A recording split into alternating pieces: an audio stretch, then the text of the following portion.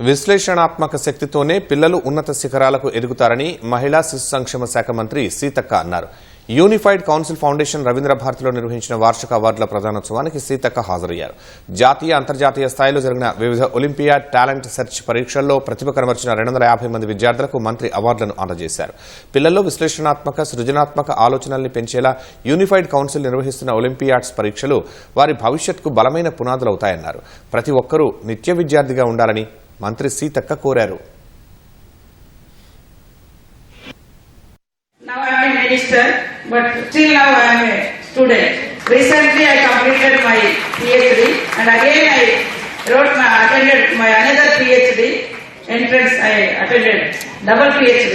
So I am trying to improve my level myself. నేర్చుకోవాలి, నేర్చుకున్నది కొన్ని తరాలకు ఉపయోగపడే విధంగా షేర్ చేయాలి, టీచ్ చేయాలి, పంచాలి.